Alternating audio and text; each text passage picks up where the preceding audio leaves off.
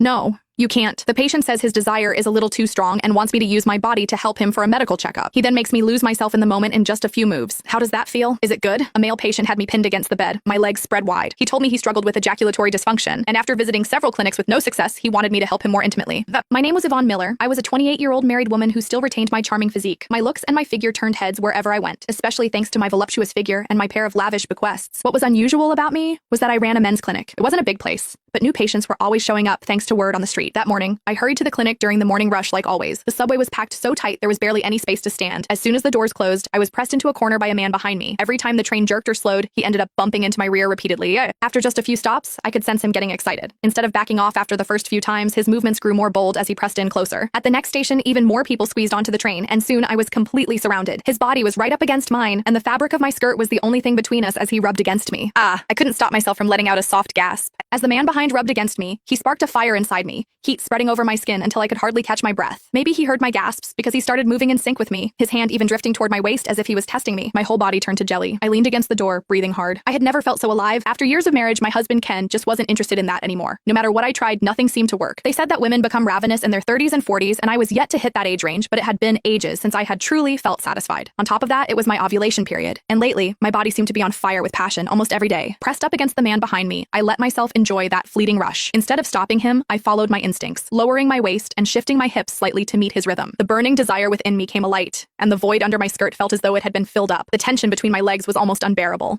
The next second, his warm hand slid along the inside of my thigh, caressing as if under some kind of spell as he touched every inch of my skin. My heart was pounding, my breathing shaky. My legs nearly gave out, and if I hadn't been squeezed into that corner, I probably would have collapsed. Biting my lip and hidden by the crowd, I let my knees drift apart just a bit. When he saw I wasn't resisting, he got bolder. His hand would sometimes explore, sometimes squeeze, sometimes knead. Once he had finished his exploration, his hand traveled upward, tracing along my thigh. His fingers felt magical, and everywhere they touched would make me want even more of him. A low, rough voice brushed against my ear, each word carried on a hot breath that sent shivers down my spine. It was burning me up with excitement and thrill. My dear, you've got such a tempting body. I bet you want it really bad, don't you? Why don't you let me give it a try? I promise you'll love it. The next moment, his fingers brushed lightly over my soaked underwear, teasing me for a few seconds before slipping boldly beneath the fabric, reaching that forbidden place. I couldn't hold it back anymore. My hand reached behind me and grabbed his. You can't touch me there. A wave of embarrassment and excitement swept through me. My strength was nearly gone, but I still slowly pressed my legs together. I was terrified I would lose control right there in the crowded subway. In my panic, my hand accidentally brushed against his crotch. What's wrong? Can't hold back anymore. I quickly pulled my hand away, but even so, the sensation startled me. Despite years of experience in my field, I was caught off guard. I finally